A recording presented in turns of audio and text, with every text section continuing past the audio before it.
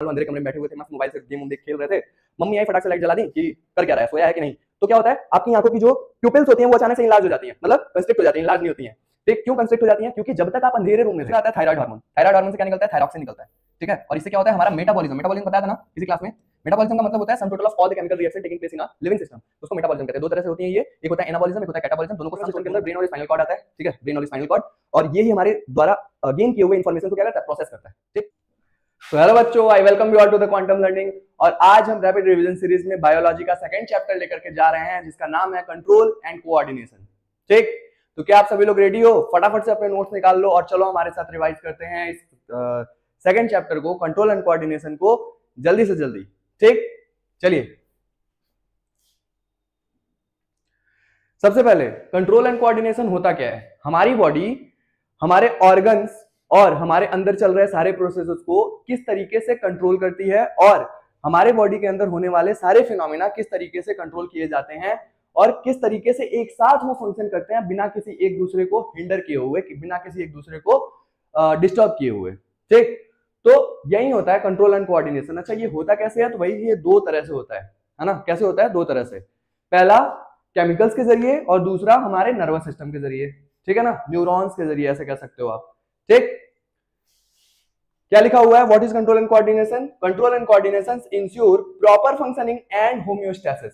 ठीक, proper functioning और homeostasis का मतलब समझते हो? होम्योस्टेसिस का मतलब होता है कि हमारी बॉडी किस तरीके से रेस्पिरेशन, सर्कुलेशन, डाइजेशन, ये सारा कुछ एक साथ परफॉर्म कर रही है बिना किसी एक दूसरे को डिस्टर्ब किए, किसी एक फंक्शन को बिना डिस्टर्ब किए हुए। ठीक, अब क्या है? It is the process by which organism receive information, process it and respond. ठीक, इसमें होता क्या है?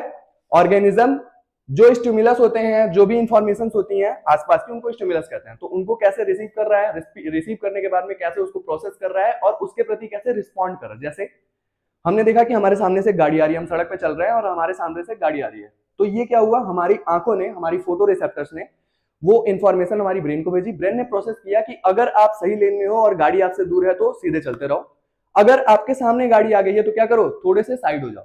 ठीक, तो उसके हिसाब से हम क्या करते हैं? रेस्पॉन्ड कर देते हैं। ठीक है, तो ये हो गया हमारा कंट्रोल एंड कोऑर्डिनेशन का छोटा सा एग्जांपल। अब बात करते हैं नर्वस सिस्टम की। ठीक, क्यों नर्वस सिस्टम की बात क्यों करनी है? मैंने बताया कि जो कंट्रोल एंड कोऑर्डिनेशन होता है हमारे बॉडी में, वो दो तरह से होता है। एक तो होता है नर्वस सिस्टम की वजह से, और एक होता है केमिकल, जो हमारे बॉडी में केमिकल कोऑर्डिनेशन होता है उसकी वजह से, जिसमें हार्मोन्स वगैरह आते हैं। ठीक, तो अब बात करते हैं न्यूरॉन्स की या नर्वस सिस्टम की। तो नर्वस सिस्टम का जो बेसिक यूनिट है, जैसे हमने देखा था सेल हमारी बॉडी का यूनिट होता है, नेफ्रॉन हमारे एक्सक्रीटरी सिस्टम का यूनिट होता है, उसी तरीके से जो नर्वस सिस्टम का यूनिट है, या कह लो जो इकाई है, ठीक, जिससे कोई भी फंक्शन परफॉर्म होगा नर्वस सिस्टम के अंदर, वो क्या है? न्यूरॉन है। अब न्यूरॉन की फटाफट से बात करते हैं। न्यूरॉन की बॉडी हम जब देखते हैं, न्यूरॉन एक सेल है, ठीक है, हमारे बॉडी का सबसे लंबा सेल है। तो अगर इसकी हम बात करें तो इसमें सबसे पहले क्या आते हैं? डेंड्राइट्स आते हैं। डेंड्राइट्स क्या होते हैं? पतले पतले धागे जैसे स्ट्रक्चर्स होते हैं जो इन्फॉर्मेशन को गैदर करते हैं। ठीक, उसके बाद वो इन्फॉर्मेशन गैदर करके कहां भेज देते हैं? हमारे सेल बॉडी के अंदर। ठीक है, सेल बॉडी के अंदर क्या पाया जा रहा है? न्यूक्लियस पाया जा रहा है, और फाइनली ये कहां? एक पतले से ट्यूब जैसे स्ट्रक्चर में खुल जाता है, जिसको हम क्या कहते हैं? एक्सॉन कहते हैं। एक्सॉन के ऊपर पाए जाते हैं स्वान सेल्स। ठीक है, माइलिनियन शीथ होती है जिसके ऊपर स्वान सेल्स पाए जाते हैं। ये आप लोगों के सिलेबस से थोड़ा बाहर है, बट अभी के लिए समझ सकते हो कि एक्सॉन के ऊपर क्या पाया जाता है? माइलिनियन शीथ पाई जाती है, जिसके ऊपर क्या होता है?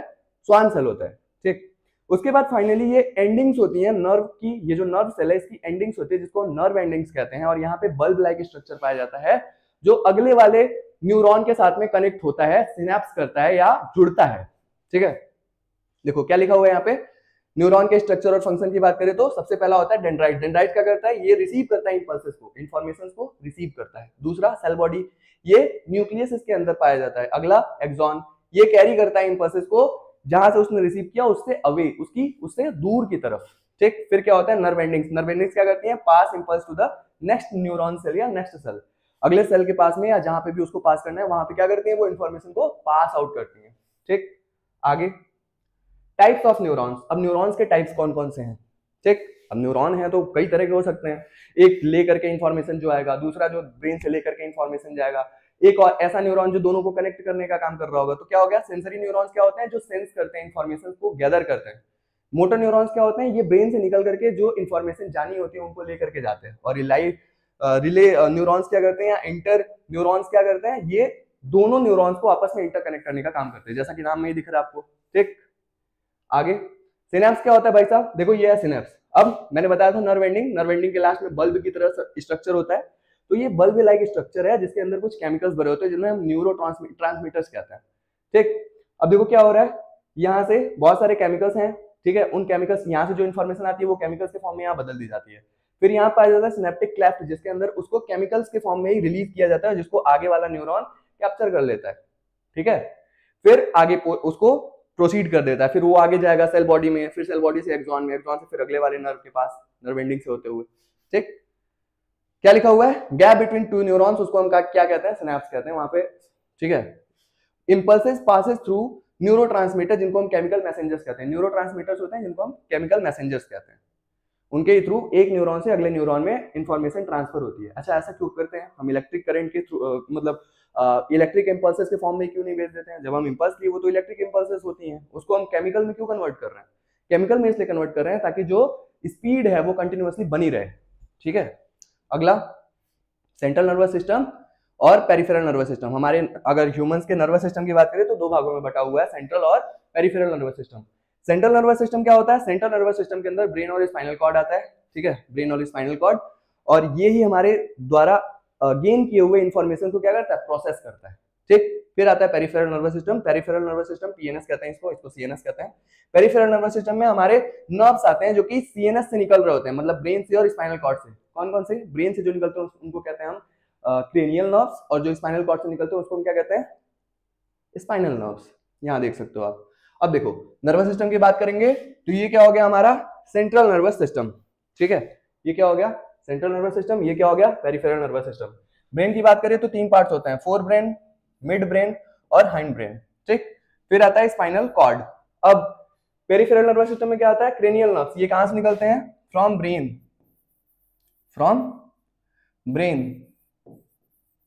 ठीक है, स्पाइनल नर्व्स क्या होते हैं, जो स्पाइनल कॉर्ड से निकलते हैं, स्पाइनल,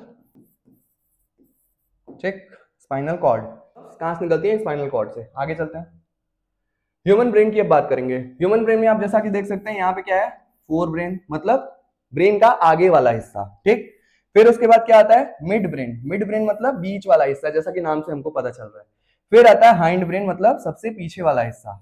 ठीक, अब देखते हैं इनके अंदर क्या क्या पाया जाता है। फोर ब्रेन में क्या आ गया आपका, सेरेब्रम। ठीक, अच्छा यहाँ पे एक चीज और दिया है, इसको भी ध्यान से समझो। क्रेनियम क्या होता है, क्रेनियम होता है ब्रेन बॉक्स जिसके अंदर हमारा ब्रेन फिट होता है। ठीक है, ये जो बोन का बना हुआ स्ट्रक्चर है जिसके अंदर हमारा ब्रेन फिट होता है उसको हम क्या कहते हैं, क्रेनियम कहते हैं, या स्कल कहते हैं, या ब्रेन बॉक्स कहते हैं। ठीक, अब मिड ब्रेन की बात करें तो इसमें हाइपोथैलेमस आता है। हाइपोथैलेमस समझते हो, हाइपोथैलेमस, हाइपोथैलेमस से निकलती हैं रिलीजिंग हार्मोन्स। ठीक है, उसके बाद आता है पिट्यूटरी ग्लैंड जिसके दो हिस्से होते हैं, एक एंटीरियर पिट्यूटरी और एक पोस्टीरियर पिट्यूटरी। ठीक है, तो मिड ब्रेन में ये दो चीजें आ गई। फिर उसके बाद आता है हाइंड ब्रेन। हाइंड ब्रेन में क्या क्या होता है, पोन्स, मेडुला और सेरेबलम। ठीक है, कंफ्यूज नहीं होना है, यहाँ पे सेरेब्रम है, यहाँ पे सेरेबलम है। ठीक, ओके, सो अब देखते हैं कुछ इंपॉर्टेंट ब्रेन के पार्ट्स। ठीक है, जिनमें सबसे पहले क्या आता है, सेरेब्रम। अच्छा, उससे पहले देखते हैं कि जो हमारा ब्रेन है वो किसके थ्रू प्रोटेक्टेड है। अभी जस्ट मैंने बताया कि स्कल के थ्रू प्रोटेक्टेड होता है, और उसके अंदर एक मेम्ब्रेन पाया जाता है जिसके अंदर कुछ फ्लूइड भरे होते हैं जिसकी वजह से शॉक एब्जॉर्ब वगैरह होता है। ठीक, उसके बाद अब बात करते हैं कुछ इंपॉर्टेंट पार्ट्स के ब्रेन के। ठीक है, तो सबसे पहला क्या है भाई, सबसे पहला है सेरेब्रम। ठीक, सेरेब्रम कहाँ है, सेरेब्रम है यहाँ पे, सबसे आगे वाला जो पोर्शन है वो, उसकी बात हो रही है। ठीक है, आप यहाँ तक कर सकते हो। ठीक, आगे सेरेब्रम क्या करता है, ये इंटेलिजेंस से रिलेटेड है, मतलब आपकी बुद्धिमत्ता। ठीक है, आप कितने बुद्धिमान हो, किसी का पेंसिल गिरा हुआ तो उसको रख लेना है या फिर उसको वापस कर देनी है, ऐसा ऐसी टाइप की चीजें। दूसरी मेमोरी, आपने कोई चीज देखी, कोई चीज सुनी, तो वो कितने टाइम तक आप मेमोराइज कर पाते हो, वो चीज क्या कहलाती है, कहां से होती है, सेरेब्रम से कंट्रोल होती है। दूसरी रीजनिंग। ठीक है, रीजनिंग मतलब तार्किक शक्ति, मतलब आप तर्क लगा के जहां पे जवाब देते हो या फिर जहां पे आप रीजनिंग का यूज करते हो वहां पे क्या आती है, सेरेब्रम का काम। ठीक, अगला वॉलंटरी एक्शंस। वॉलंटरी एक्शन मतलब ऐसी चीजें जहां पे आप सोच समझ के कोई काम करते हो, जैसे मैं ये पेन उठा रहा हूँ, ठीक है, मैंने इसको ऐसे बेंड कर दिया, मैंने इसको ऐसे कर दिया, ये मैं सोच करके कर पा रहा हूँ, तो ये कैसे हो रहा है, सेरेब्रम से, जो कि हमारा फ्रंटल ब्रेन या फिर फोर ब्रेन के अंदर होता है। ठीक, अगला आता है सेरेबलम। सेरेबलम कहाँ था भाई साहब, सेरेबलम था आपका यहाँ पे, कौन से ब्रेन में, ये है आपके हिंड ब्रेन के अंदर। इसका काम क्या होता है, बैलेंस बनाना। हम जब चलते हैं तो एक स्ट्रेट लाइन में चल रहे हैं कि नहीं, हम खड़े हो रहे हैं तो एक बैलेंस में खड़े हो रहे हैं कि नहीं, ये सारी चीजें कहां से कंट्रोल होती है, ये होती है सेरेबलम से। दूसरा हमारा वही पोस्चर हो गया। दूसरा कोऑर्डिनेशन ऑफ मसल्स, ठीक है, मसल्स का कोऑर्डिनेशन। जैसे मैंने इसको ये फिंगर्स और ये फिंगर और ये थंब इनके जरिए पकड़ा हुआ है, तो अब ये पर्टिकुलरली इस पोस्चर में होगा तब जाकर के मैं लिख पाऊंगा। ये कैसे मेंटेन हो रहा है? सेरेब्रम से, ठीक है। जब आप चेयर पे बैठते हो, ठीक है, तो आपके बहुत सारे मसल्स यूज हो रहे हैं उसमें, बैठने में, उठने में, चलने में, तो वो सब कोऑर्डिनेशन मसल्स का कैसे होता है भाई? सेरेब्रम से। फिर आता है मेडुला, ये इसको क्या बोलते हैं? इसको कहते हैं ब्रेन का स्टेम, ठीक है। देखो यहाँ पे मेडुला क्या कर रहा है, ये देखो, ये वाला पोर्शन क्या है? मेडुला का, ठीक। मेडुला क्या कर रहा है? ये ब्रेन का स्टेम है जहां से एक्चुअल ब्रेन अराइज करेगा। जैसे आप कैनोपी देखते हो, कोई भी प्लांट है तो उसकी कैनोपी देखते हो आप, है ना, तो ये स्टेम होता है ना जिसके ऊपर वो पूरी कैनोपी होती है, बस वही सेम चीज। देखो ऐसा ब्रेन है कैनोपी टाइप का, उसका जो स्टेम है वो कौन है? मेडुला बोला जाता है, ब्रेन स्टेम। इतना बहुत है। आगे, ये इनवॉलंटरी एक्शंस को कंट्रोल करता है। इनवॉलंटरी एक्शंस मतलब ऐसे एक्शंस जो तुम्हारी बॉडी में होने तो चाहिए बट वो कंट्रोल आपके हाथ में नहीं है। वो किसके हाथ में है भाई? मेडुला के अंदर। जैसे ब्रीदिंग, क्या आप सांस लेने के बारे में सोचते हो? नहीं, वो तो होता रहता है, ठीक है। काउंट करो कितनी बार आपने सांस लिया अभी 1 मिनट में। दूसरा, हार्ट बीट, ठीक। हार्ट बीट कैसे कम और ज्यादा हो जाता है? जब आप दौड़ते हो बढ़ जाती है, आराम से सोए हुए, बैठे हुए हो, रिलैक्स कर रहे हो, चिल कर रहे हो तो नॉर्मल रहता है। ये सारी चीजें कैसे कंट्रोल होती हैं? हमारे मेडुला से। दूसरा डाइजेशन हो गया, रेस्पिरेशन, ये सारी चीजें कैसे कंट्रोल होंगी? जो चीजें इनवॉलंटरी है, मतलब आपके कंट्रोल में नहीं है, वो कौन कंट्रोल कर रहा है? हमारा ब्रेन स्टेम, ठीक है, या मेडुला। आगे अब बात करते हैं भाई साहब रिफ्लेक्स एक्शन की। रिफ्लेक्स एक्शन मतलब समझते हो? रिफ्लेक्स एक्शन मतलब समझते हो? रिफ्लेक्स एक्शन का मतलब होता है कि जब आप हो कहीं पे, ठीक है, आप कहीं पे बैठे हुए हो और अचानक से आपके रूम में किसी ने लाइट जला दी, ठीक है, आप मान लो अंधेरे कमरे में बैठे हुए थे, मस्त मोबाइल से गेम उम देख खेल रहे थे, मम्मी आई फटाक से लाइट जला दी कि कर क्या रहा है, सोया है कि नहीं। तो क्या होता है, आपकी आंखों की जो प्यूपिल्स होती हैं वो अचानक से इनलार्ज हो जाती हैं, मतलब कंस्ट्रिक्ट हो जाती हैं, इनलार्ज नहीं होती हैं, ठीक। क्यों कंस्ट्रिक्ट हो जाती हैं? क्योंकि जब तक आप अंधेरे रूम में थे तब तक प्यूपिल्स ज्यादा बड़ी, मतलब या वाइडर खुली हुई थी। क्यों? क्योंकि ज्यादा से ज्यादा अमाउंट में लाइट क्या करें, ले सके अंदर, ठीक है, ताकि आपके आसपास के बारे में उसको आपको नॉलेज रहे। बट जैसे ही आपने लाइट जलाई, लाइट क्या हो गया, बहुत ज्यादा अमाउंट में एक्सपोज हो गया। उस कंडीशन में क्या होगा, अगर कम भी प्यूपिल खुला रहेगा तब भी हमें लाइट मतलब जो इन्फॉर्मेशन है आसपास की इन्वायरमेंट की हमारे, वो मिल जाएगी। और दूसरा, हमारा जो फोटो रिसेप्टर है उसको बचाने के लिए, ठीक है, क्या करते हैं, प्यूपिल्स खुद को एडजस्ट करते हैं, जिसके लिए सेलेरी मसल्स वगैरह पाए जाते हैं, आपको पता है, ठीक है। अब क्या कह रहा है रिफ्लेक्स एक्शन? सडन या ऑटोमेटिक रिस्पॉन्स, ठीक है। जैसे एग्जांपल के तौर पे आप चल रहे हो, आपके सामने कोई कीड़ा आ गया, ठीक है, कॉकरोच आ गया, छिपकली आ गई, ठीक है, क्या करते हो आप? उसके अकॉर्डिंग एक्शंस ले रहे हो तुरंत, ठीक है। आप बैठे हुए हो, आपके सामने कोई छिपकली गिर गई, आप क्या करोगे? भागोगे तुरंत। वो कैसे कर पाए आप? वहीं उसी को हम क्या कहते हैं? रिफ्लेक्स एक्शंस कहते हैं। ऐसे एक्शन जिनके बारे में आप बिना सोचे कर देते हो, ठीक है। आपके सामने कोई बच्चा चल रहा है, छोटा बच्चा है, और सामने से कोई गाड़ी आ रही है, आपको लग रहा है कि उस गाड़ी से उसको चोट लग सकती है, आप क्या करते हो? तुरंत उसको पकड़ के हटा लेते हो। क्या उसके लिए आपने सोचा? नहीं, वो इंस्टिंक्ट आ गया आपके पास में और तुरंत आपने ऐसा काम कर दिया, है ना। तो ये क्या होता है? Reflex action. दूसरा होता है इसका पाथवे, ठीक। पाथवे मतलब ये कैसे कैसे काम करता है? तो सबसे पहले रिफ्लेक्स आर्क समझो, ठीक है। रिफ्लेक्स आर्क, पाथवे या रिफ्लेक्स आर्क एक ही होता है। मतलब ये किस तरीके से इंफॉर्मेशन ली जा रही है, प्रोसेस की जा रही है और वापस से हम उसके काम को कर दे रहे हैं उसके अकॉर्डिंग। तो क्या होता है, सबसे पहले आपने स्टिमुलस को देखा, स्टिमुलस देखा या किसी भी तरीके से आपके जितने भी सेंस ऑर्गन्स हैं, ठीक है, उनसे आपने स्टिमुलस को लिया। स्टिमुलस लेने के बाद में वो लिया कैसे? रिसेप्टर्स के थ्रू, ठीक है। आपके बॉडी में कुछ रिसेप्टर्स होते हैं हर एक सेंस ऑर्गन में, जिनसे आप बाहर अपने इन्वायरमेंट के बारे में क्या करते हो? इंफॉर्मेशन लेते हो, तो उसको हम रिसेप्टर्स कहते हैं। अब सेंसरी न्यूरॉन्स के पास में चला गया रिसेप्टर्स, सेंसरी रिसेप्टर्स बोले जाते हैं, जो हमारे सेंस ऑर्गन में होते हैं। उसके बाद फिर कहां चला गया वो? सेंसरी न्यूरॉन्स के पास। सेंसरी न्यूरॉन्स उसको कहां भेज देता है? स्पाइनल कॉर्ड के पास। अब ये ब्रेन तक जाती हैं, हाँ जाती हैं, बट तुरंत जहां पे एक्शंस लेने हैं वहां पे ब्रेन आपका प्रोसेसिंग करके आपको रिजल्ट्स नहीं देता है, या फिर आपको ऑर्डर नहीं देता है कि ऐसा ऐसा हमको करना है। वो कैसे हो जाती है? तुरंत से। देखो यहाँ पे स्पाइनल कॉर्ड में आया, वो तुरंत मोटर न्यूरॉन्स को भेज देगा। मोटर न्यूरॉन्स, मैंने स्टार्टिंग में ही बताया, मोटर न्यूरॉन्स वो न्यूरॉन्स होते हैं जो स्पाइनल कॉर्ड और ब्रेन से मिलने वाले सिग्नल्स को हमारे मसल्स तक पहुंचाते हैं, ऑर्गन्स तक पहुंचाते हैं, ठीक। तो ये मोटर न्यूरॉन्स के पास तुरंत चला गया, और वो कहां चले गया? इफेक्टर्स पे। इफेक्टर्स क्या होते हैं? वो ग्रुप ऑफ सेल्स या फिर ऑर्गन्स कह लो जिनसे आपको कोई काम करवाना है, ठीक है, या मसल्स कह लो, ठीक, जिनसे वो काम करवाना है, तो वो इफेक्टर्स पे चले गए। अब हुआ क्या, इसमें ब्रेन ने प्रोसेसिंग की नहीं की, ये डायरेक्टली क्या होगा? एक्शंस आपने कर दिए, कहां से? सीधा स्पाइनल कॉर्ड ने उसके ऊपर एक्शंस ले लिए, ठीक। तो इनको हम क्या कहते हैं? रिफ्लेक्स एक्शंस कहते हैं। आगे अब आते हैं हम लोग केमिकल कंट्रोल एंड कोऑर्डिनेशन पे। इसमें जो नर्वस कंट्रोल एंड कोऑर्डिनेशन था उसके अंदर इतनी चीजें इंपॉर्टेंट है, ये आप लोग जरूर से रिवाइज कर लीजिएगा, ठीक है। और अगर चाहिए आप लोगों को कि ये सेंसरी रिसेप्टर्स कौन कौन से होते हैं या फिर रिसेप्टर्स कौन कौन से हैं, तो यहाँ पे लिख देता हूं मैं। लाइट के लिए कौन होता है? लाइट के लिए फोटो रिसेप्टर, ठीक है। उसके बाद साउंड के लिए फोनो रिसेप्टर, ठीक है। फिर उसके बाद लाइट हो गया, साउंड हो गया, टच कह लो या थर्मल कह लो, हीट, थर्मल लिखेंगे, चलो हीट लिखते हैं। जैसे मान लो आपने किसी को टच किया या किसी ने आपको टच किया तो वो चीज गर्म है कि ठंडी है, कैसे पता चलेगा? वो चलेगा थर्मल रिसेप्टर से, जो हमारे स्किन के अंदर होते हैं, थर्मल, ठीक है। टेस्ट, टेस्ट आप कैसे लेते हो? टंग से। टंग के ऊपर क्या होती है? टेस्ट बर्ड्स होती हैं, उनको हम क्या कहते हैं? वो बर्ड्स के अंदर कौन से रिसेप्टर्स होते हैं? गस्टेटरी, गस्टेटरी रिसेप्टर्स, ठीक है। तो ये कुछ रिसेप्टर्स हैं जिनसे आप अपने इन्वायरमेंट को सेंस करते हो और ब्रेन को सिग्नल्स भेजते हो, ठीक है। अब बात कर लेते हैं केमिकल कंट्रोल एंड कोऑर्डिनेशन की, ठीक है। तो अब उसके लिए कुछ हमको ग्लैंड्स पढ़नी पड़ेंगी जहां से हार्मोन्स निकलते हैं। अच्छा, ग्लैंड्स, जो ग्लैंड्स जिनसे हार्मोन्स निकलते हैं, ठीक है, उन्हें हम क्या कहते हैं? ग्लैंड्स जिनसे हार्मोन्स निकलते हैं उन्हें हम क्या कहते हैं? इंडोक्राइन ग्लैंड्स, इंडोक्राइन ग्लैंड, ठीक है, इंडोक्राइन ग्लैंड्स। अब ऐसे ग्लैंड्स जिनसे एंजाइम्स निकलते हैं, उन्हें हम क्या कहते हैं? एक्सोक्राइन, एक्सोक्राइन ग्लैंड, ठीक। ये हो गया हार्मोन निकलने वाले जिनको हम इंडोक्राइन कहते हैं, एक्सोक्राइन कहते हैं जिनसे मतलब एंजाइम्स निकलते हैं, उन्हें एक्सोक्राइन कहते हैं। अगला क्या आता है भाई? अगला आता है अगर कोई ऐसा ग्लैंड है, ठीक है, जिससे हार्मोन और एंजाइम दोनों निकल रहे हैं। एग्जांपल इसका क्या है? पैनक्रियाज, ठीक है। तो उसको हम क्या कहते हैं? अगर मिक्स ग्लैंड है तो मिक्स ग्लैंड,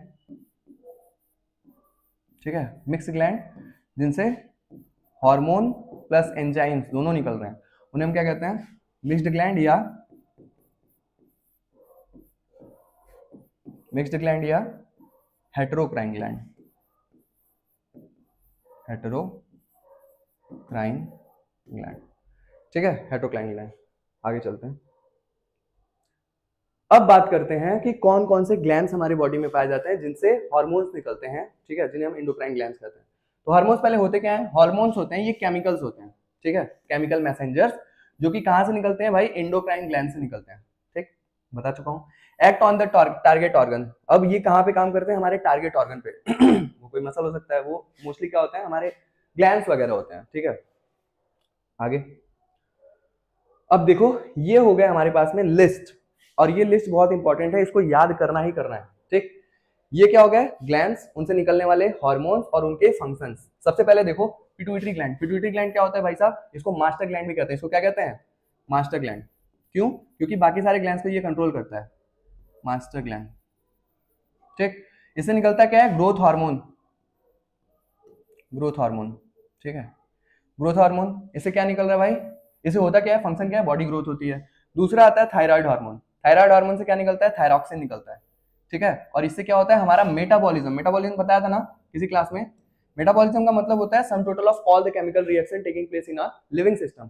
तो उसको मेटाबॉलिज्म कहते हैं। दो तरह से होती है ये, एक होता है एनाबॉलिज्म, एक होता है कैटाबॉलिज्म। दोनों को जब एक साथ मिला करके बोलते हैं तो हम मेटाबॉलिज्म कहते हैं। एनाबॉलिज्म का मतलब होता है जब छोटे मॉलिक्यूल्स मिल करके किसी बड़े मॉलिक्यूल का सिंथेसिस कर रहे होते हैं तो उसको एनाबॉलिज्म कहते हैं। कैटाबॉलिज्म का मतलब जब कोई बड़ा मॉलिक्यूल टूट करके किसी छोटे मॉलिक्यूल्स के अंदर डिवाइड हो रहा होता है तो उसको हम क्या कहते हैं? कैटाबॉलिज्म कहते हैं।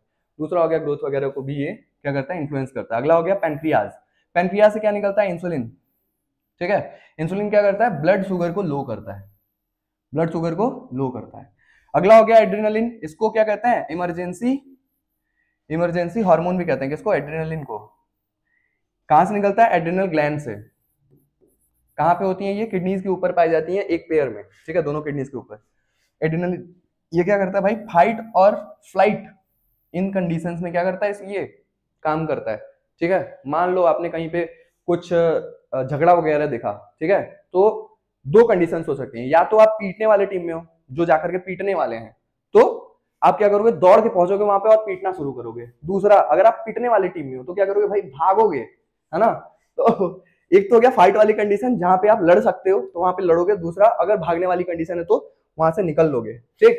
फिर आता है भाई टेस्टीज, ठीक। टेस्टिस क्या होती हैं, ये मेल्स के अंदर पाई जाती हैं, जिनसे मेल का ये क्या है, मेल के मेन रिप्रोडक्टिव ऑर्गन्स हैं, ठीक। और इनके अंदर बनता क्या है, स्पर्म बनता है, ठीक है, और इनसे एक हार्मोन निकलता है जो कि मेल के कैरेक्टर्स को या कह लो मेल के सेकेंडरी सेक्सुअल कैरेक्टर्स को क्या करता है, कंट्रोल करता है। वो क्या होता है, टेस्टोस्टेरॉन, ठीक है, टेस्टोस्टेरॉन। ये मेल की पवर्टी को क्या करता है, कंट्रोल करता है, ठीक है। फिर आती हैं ओवरीज। ओवरीज के अंदर क्या निकलता है भाई, एस्ट्रोजन और प्रोजेस्टेरॉन। इनका काम क्या होता है, इनका भी काम होता है कि ये फीमेल की पबर्टी को कंट्रोल करती हैं, और दूसरा जो प्रोजेस्टेरॉन है वो मेंस्ट्रुअल साइकिल को कंट्रोल करता है, ठीक है। जो सेकेंडरी सेक्सुअल कैरेक्टर्स हो गए वो किससे कंट्रोल हो जाएंगे, एस्ट्रोजन से, जो गर्ल्स के अंदर होते हैं सेकेंडरी सेक्सुअल कैरेक्टर्स, और जो एडल्सेंस या फिर टीनेज के अंदर दिखाई पड़ते हैं हमको। उसके बाद फिर जो अगला है वो क्या है, मेंस्ट्रुअल साइकिल को कंट्रोल करने वाला, वो है क्या, प्रोजेस्टेरॉन, ठीक। तो ये हो गया आपके ग्लैंड्स, उनके हार्मोन्स और उनके फंक्शंस, ये याद कर लेना एटलीस्ट, ठीक है, इससे क्वेश्चंस आने हैं पक्का। फिर आता है फीडबैक मैकेनिज्म। फीडबैक मैकेनिज्म क्या होता है, ये बेसिकली हमको कहां देखने को मिलेगा, हमारे केमिकल कंट्रोल एंड कोऑर्डिनेशन के अंदर, ठीक है। होता क्या है, हार्मोन के बैलेंस को ये मेंटेन करता है, ठीक। जैसे मान लो हमारे बॉडी से किसी ऑर्गन से हार्मोन निकल रहे हैं, ठीक, तो वो कितने निकलेंगे, कब तक निकलेंगे, ये कौन, इसी को हम क्या बोलते हैं, फीडबैक मैकेनिज्म। जैसे हमारे बॉडी के अंदर ग्लूकोज है बहुत ज्यादा, ब्लड के अंदर ग्लूकोज है, तो क्या होगा, पैंक्रियाज को इंफॉर्मेशन जाएगी कि अब आपको बनाना है इंसुलिन। इंसुलिन बनाना शुरू कर दे तो क्या वो इंसुलिन बनाता ही रहेगा, नहीं, एक टाइम के बाद में ग्लूकोज जो ब्लड के अंदर है वो लो हो जाएगा। तो उस कंडीशन में फिर क्या करना पड़ेगा, उस कंडीशन में भाई जो ब्रेन है, ब्रेन को वापस से सिग्नल भेजना पड़ेगा कि अब हमारे बॉडी में मेंटेन हो चुका है जो ग्लूकोज का लेवल था, जो बढ़ा हुआ था वो नॉर्मल हो चुका है, अब आप पेनिसिलिन बनाना, सॉरी इंसुलिन बनाना आप बंद कर दीजिए, ठीक है, पेनिसिलिन चला गया अलग है, ठीक, वो एंटीबायोटिक होता है, उसको छोड़ दो। तो इंसुलिन बनाना अब आप बंद कर दीजिए, क्यों, अगर अब आप इंसुलिन और बनाएंगे तो हम भाई ग्लूकोज की कमी में आ जाएंगे, ठीक है, ओके। फिर आ गई बात, जैसे यहाँ पे एग्जांपल एक और दे रखा है, इसको भी देख लीजिए, थायरॉक्सिन स्टिमुलेशन, ठीक, स्टिमुलेटिंग जो हार्मोन होता है, TSH इसको कहते हैं, थायरॉक्सिन स्टिमुलेटिंग हार्मोन, ठीक है, secreted from pituitary gland, controls the thyroxine hormone secreted from the thyroid, या from को यार कुछ तो कर दिया कांड, ठीक है, एक सेकंड रुक जाओ,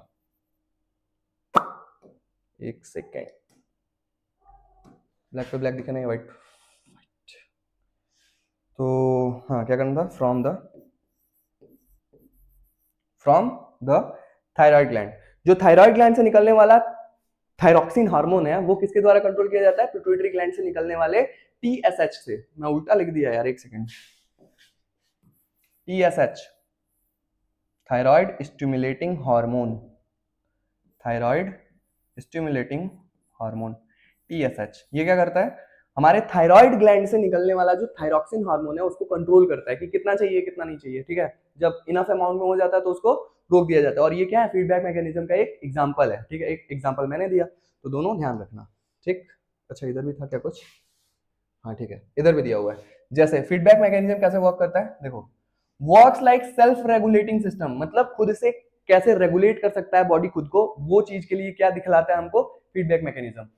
if the level of hormone becomes too high और टू लो, मतलब अगर जो हार्मोन्स हैं उनका लेवल हमारे ब्लड के अंदर या बॉडी के अंदर बहुत ज्यादा या बहुत कम हो जाता है, तो उस कंडीशन में उनको मेंटेन करने के लिए जो प्रोसेस होती है उसको हम क्या कहते हैं, फीडबैक मैकेनिज्म कहते हैं। The body sends signal to increase और डिक्रीज इट्स सिक्रीशन।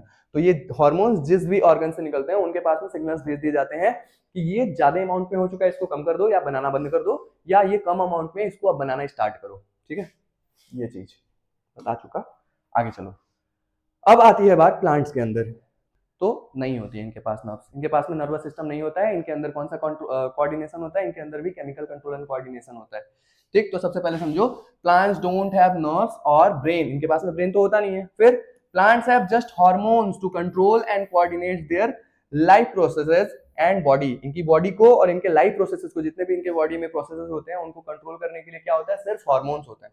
ठीक, plant shows movement while they grow, while which are known as tropic movements. ठीक, अब ट्रॉपिक मूवमेंट क्या होते हैं? आपने सुना होगा phototropic movement, geotropic movement, chemotropic movement. ठीक है, ये होते क्या है ट्रॉपिक मूवमेंट?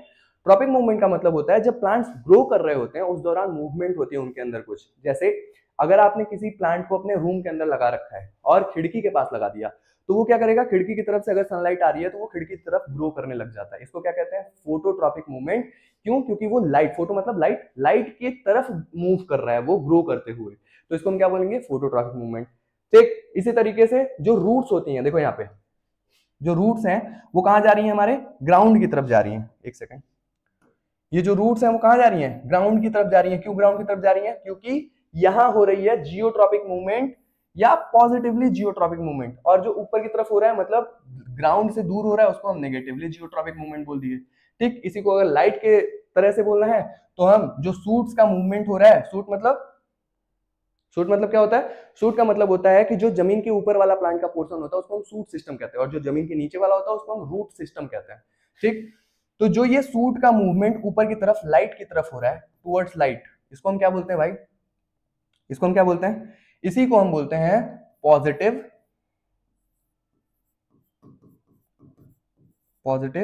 फोटोट्रॉपिज्म। ठीक है, पॉजिटिव फोटोट्रॉपिज्म। ठीक, तो फोटोट्रॉपिज्म हो रहा है, पॉजिटिवली हो रहा है, मतलब लाइट की ही तरफ हो रहा है। अगर रूट्स के लिए हम बोले तो यहाँ पे हम लिख सकते हैं भाई लो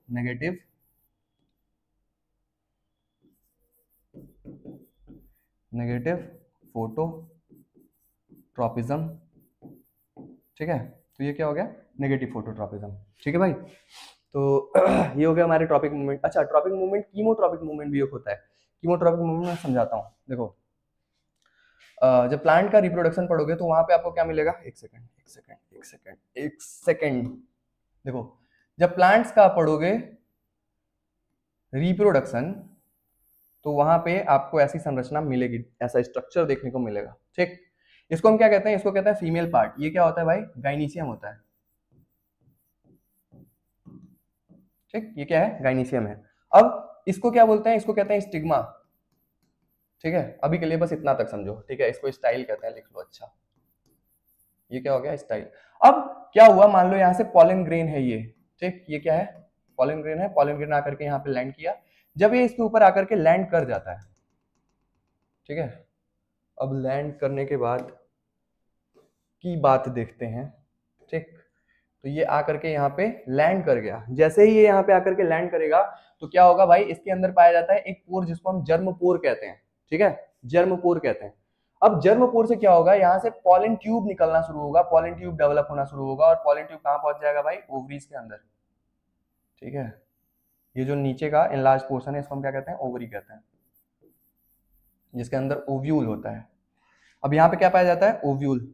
अब देखो, यहाँ पे कुछ सेल्स पाई जाते हैं जिन्हें हम सिनर्जिड सेल्स कहते हैं, और सिनर्जिड सेल्स के अंदर से कुछ केमिकल्स निकलते हैं। उसी केमिकल के इन्फ्लुएंस में आकर के ये जो पॉलन ट्यूब है वो मूव करता हुआ कहाँ पहुंच जाता है? उनके पास पहुंच जाता है। तो यहाँ हम क्या देख रहे हैं? यहाँ हम देख रहे हैं कीमोट्रॉपिज्म। क्या देख रहे हैं? कीमोट्रॉपिज्म। क्या देख रहे हैं? कीमोट्रॉपिज्म। कीमोट्रॉपिज्म। ठीक है, कीमोट्रॉपिज्म। कीमोट्रॉपिज्म का मतलब किसी केमिकल के इन्फ्लुएंस में जब कोई बॉडी का या कोई सेल की बॉडी का पार्ट मूव कर रहा होता है तो उसको कीमोट्रॉपिज्म कहते हैं। ठीक, यहाँ पे आपने पॉलन ट्यूब को देखा कि कीमोट्रॉपिज्म करता है। गुड, आगे चलो। अब बात कर लेते हैं कुछ ऐसे मूवमेंट्स जो ग्रोथ की वजह से नहीं हो रहे हैं या ऐसे किसी चीज की वजह से नहीं हो रहे हैं। जैसे देखो, यहाँ पे क्या है? ये क्या है? इसको क्या कहते हैं? Mimosa pudica. इसका पूरा नाम क्या है? Mimosa pudica. मतलब इसको हम लोग कहते हैं छुई मुई, टच मी नॉट। ठीक है, बहुत सारे नाम है। अब हो क्या रहा है? ये नॉर्मल कंडीशन में इसकी लीव्स हैं। ठीक, जैसे ही किसी ने इसको टच कर दिया, ये क्या हो गया भाई? पिचक गया, चिपक गया, है ना? ऐसा हुआ क्यों? वाटर की मूवमेंट की वजह से। यहाँ पे ऐसा कोई नर्व सिस्टम या नर्वस सिस्टम या कह लो न्यूरॉन नहीं पाया जा रहा है, बट वाटर का जो फ्लो है उसकी वजह से हो जा रहा है। जब ये इस कंडीशन में थी तो यहाँ पे वाटर का जो मूवमेंट था इनकी लीव्स के अंदर प्रॉपर था। बट जैसे ही इसको किसी ने टच किया वाटर श्रिंक हो जाता है वहां से, उसकी वजह से लीफ क्या हो जाते हैं, डाउन हो जाते हैं।